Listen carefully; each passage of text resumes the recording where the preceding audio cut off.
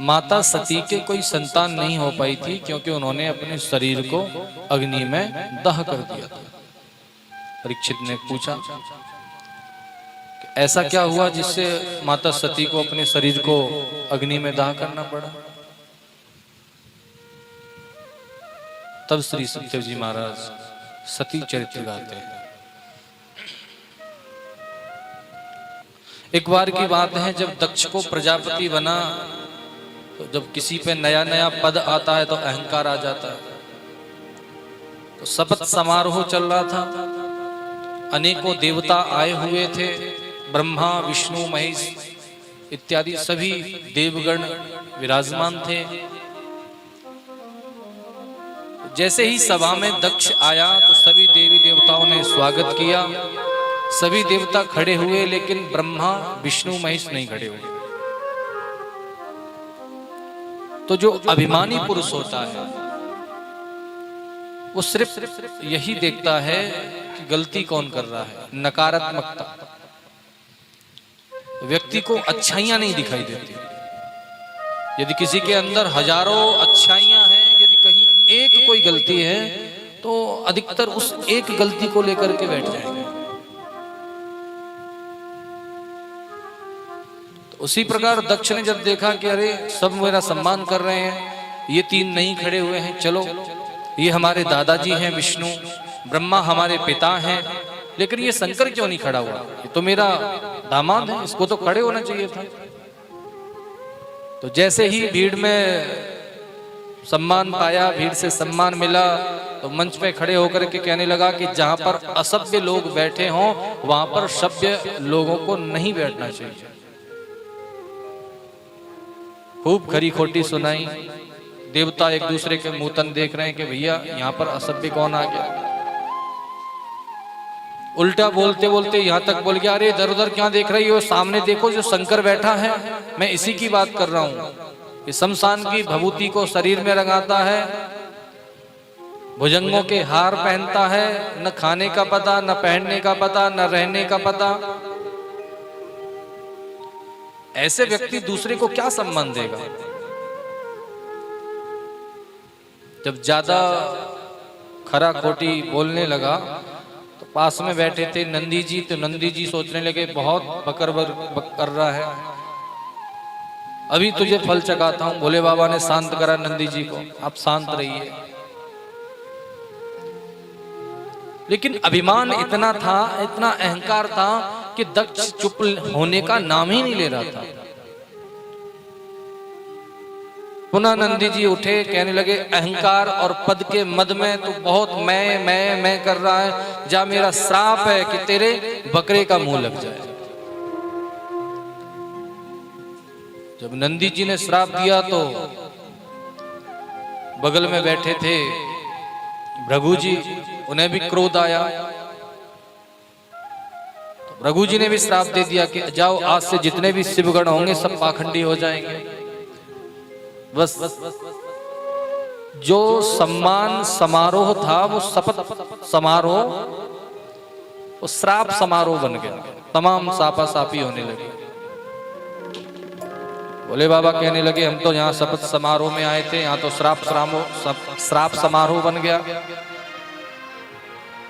भोले बाबा उठे, अपने गणों को लिया और पहुंच गए कैलाश।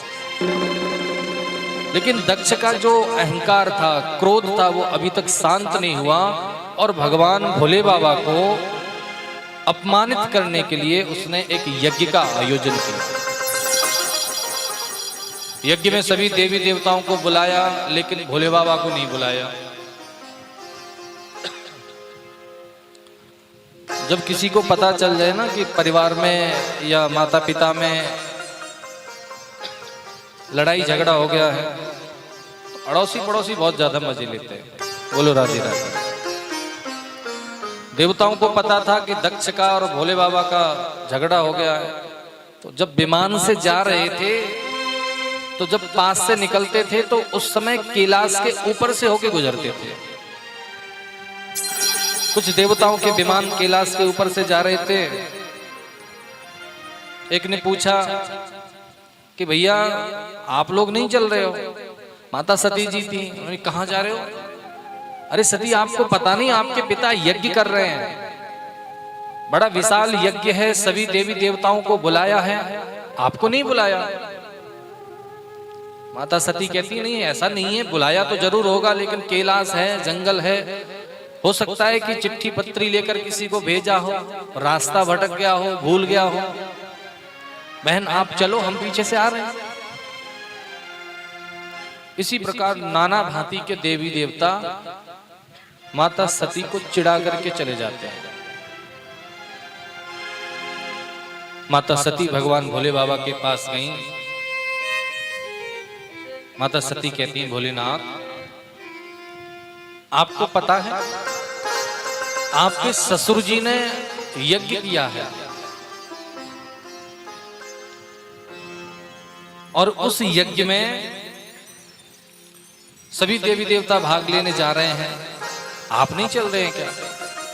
माता को जब मायके जाना होता है ना, वैसे तो मेरा मायका, मेरे भैया, लेकिन जब मायके जाने की छुट्टी चाहिए होती है तो कहते हैं आपके ससुराल जा रहे हैं। तो माता सती भी भगवान भोले को मना रही हैं। आज ये नहीं कह रही कि मेरे पिता ने यज्ञ किया है। प्रजापतस्ते स्वसुरस्य सांप्रतम निर्यापितो यज्ञ महोत्सवः किल वयं च तत्राभिसराम वामते यज्ञर्तितामे विबुधा व्रजन्तिः। प्रजापतस्ते ससुरस्य सांप्रतम, आपके ससुर जी यज्ञ कर रहे हैं, आपको यज्ञ में चलना चाहिए। भोले बाबा कहते हैं देखो यज्ञ में तो हम चले जाएंगे, लेकिन बुलावा कुछ है नहीं, चिट्ठी पत्री कुछ है नहीं, और बिना बुलाए जाना यज्ञ में सही नहीं है। सती माता कहती हैं हो सकता है कि किसी को भेजा हो, आने में विलंब हो गई हो या रास्ता भटक गया हो, ऐसा नहीं है।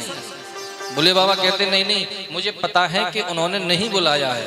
सारा वृतांत बताया कि शपथ समारोह में हम खड़े नहीं हुए थे तो आपके पिताजी थोड़े से क्रोधित हो गए थे। माता सती कहती हैं देखो भोलेनाथ गलती तो आप भी की है, अरे जब सब लोग खड़े हो रहे थे तो आप लोग भी खड़े हो जाते। भोले बाबा कहते हैं देखिए सती जी, मैं जैसे ही आपके पिताजी आए थे तो मैंने उनको प्रणाम किया था, लेकिन जो देहाभिमानी लोग होते हैं वो देह को ज्यादा महत्व देते हैं। कोई बात नहीं, मैं पिताजी से बात करूंगी, मैं उन्हें समझाऊंगी, मैं मनाऊंगी, आप चलिए।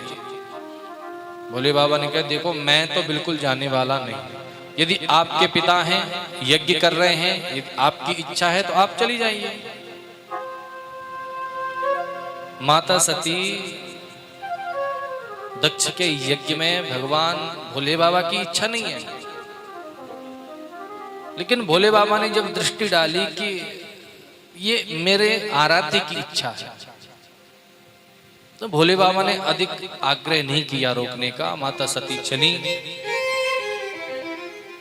जैसे ही दक्ष के यज्ञ में पहुंची हैं, जहां पर विशाल पांडाल लगा हुआ है, यज्ञशालाएं बनी हुई हैं, बहुत सुंदर तरीके से सजाया गया है। अंतःकरण में गई बहनों को जब पता चला सती आई हैं, तो बहनों ने भी ऐसे ही बात की जैसे मजाक ले रही हूं, अरे आप आ गई, आपके पतिदेव नहीं आए। लेकिन जब माता से मिली हैं तो हो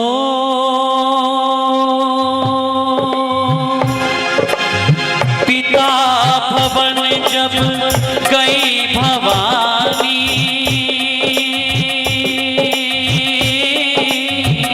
दक्ष त्रास काहू न सनमानी। राम सिया राम जय जय राम, राम सिया राम जय जय राम।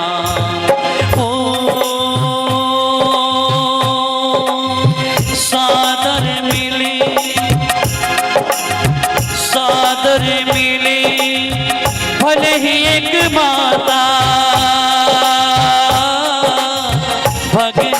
मिली बहुत मुस्काता। राम सिया राम जय जय राम। राम सिया राम जय जय राम। सादर भले ही मिली एक माता, भगिनी मिली बहुत मुस्कान। जो सही तरीका था, सही तरीके से तो माता ही मिली थी। बहनों ने भी उपहास उड़ाया, लेकिन जैसे ही सती माता यज्ञशाला में पहुंची, यज्ञशाला में देखा कि सभी देवी देवताओं के भाग परोसे गए हैं, लेकिन मेरे एक भोले नाथ का ही भाग नहीं है। क्रोध आ गया। मैं सब कुछ सहन कर सकती हूं, लेकिन अपने पति का अपमान सहन नहीं कर सकती। हे दक्ष, मुझे यह शरीर आपसे प्राप्त है। मुझे दक्ष कुमारी कहकर के पुकारते हैं, लेकिन जो आपने अपराध किया है, उस अपराध के बाद यदि कोई मुझे दक्ष कुमारी कहकर के पुकारे, ये बिल्कुल संभव नहीं। भोले बाबा का स्मरण किया, ध्यान किया, और उसी यज्ञ कुंड में अग्निदेव का ध्यान करते हुए माता सती ने अपने शरीर को भस्म कर दिया। सुनहु सभासद सकल मुनिंदा, कही सुनहि जिन शंकर निर्दा। राम सिया राम जय जय राम। राम सिया राम जय जय राम। सो फल लहब सिमित जब गाऊं, भली भांति पछिताहु पिताहु। राम सिया राम जय जय राम। राम सिया राम जय जय राम। अस कही जोग अगणित अनुधारा, भयहु सकल मग हाहाकार। अस कही जोग अगणित अनुधारा, भयहु सकल मग हाहाकार। भयहु सकल मग हाहाकार। जैसे ही माता सती ने अपने शरीर को भस्म किया कि शिवगण, जो कि भगवान भोलेनाथ ने माता सती की सेवा के लिए भेजे थे, सभी रुद्रगण क्रोधित होकर के मारो काटो पूरी यज्ञशाला को विध्वंस किया। लेकिन भृगु जी ने रक्षोहिणी शक्ति के द्वारा सभी रुद्रगण को भगा दिया। सभी जितने भी भूत प्रेत इत्यादि से सब भगा दिए। नारद जी को पता चला, नारद जी दौड़े दौड़े भगवान भोले बाबा के पास आए। और भैया नारद जी तो नारद जी ठहरे, पुराने जमाने के संवाददाता। ऐसा नमक मिर्च लगा करके भोले बाबा को मसाला वाली खबर सुनाई कि भोले बाबा को भी क्रोध आ गया। नारद जी कहते हैं कि भोले बाबा, सती माता जैसे ही दक्ष के पास मिलने गई कि दक्ष ने ऐसा धक्का मारा कि माता सती सीधी जाकर के हवन कुंड में गिरी।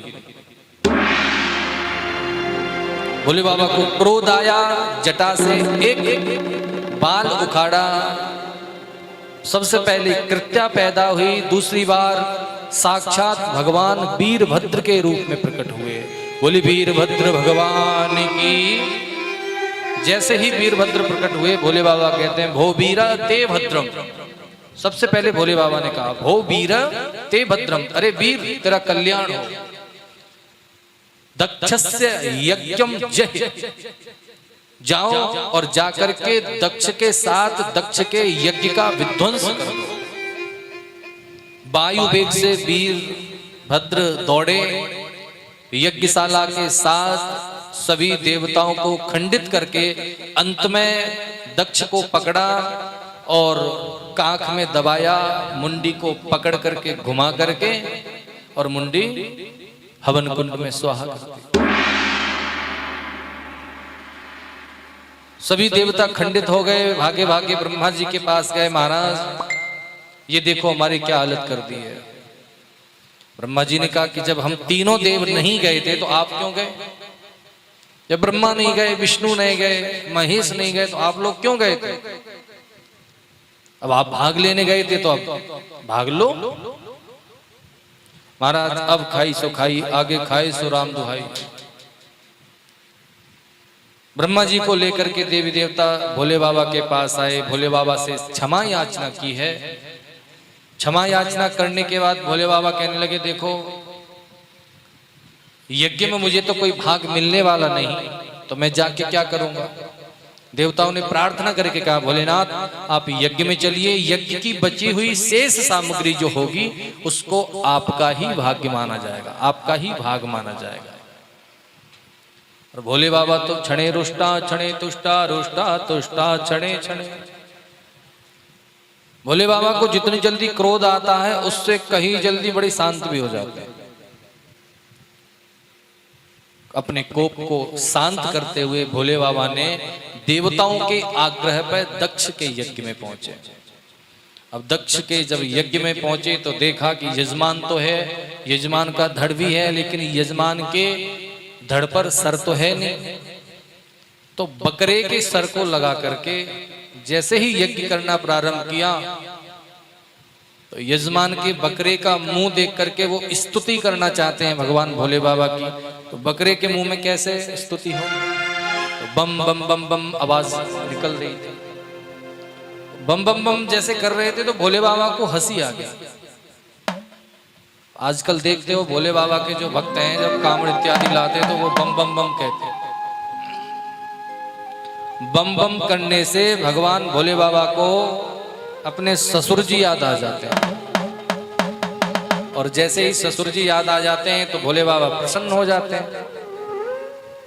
तो भोले बाबा को प्रसन्न करने के लिए जब भी जाओ भोले बाबा के पास तो बम बम बम बम कर देगा, जिससे भोले बाबा प्रसन्न हो जाते हैं, ससुर जी याद आ जाते हैं। यज्ञ की पूर्ति की, दक्ष ने बड़ी दिव्य स्तुति की। भोले बाबा की दिव्य स्तुति के बाद में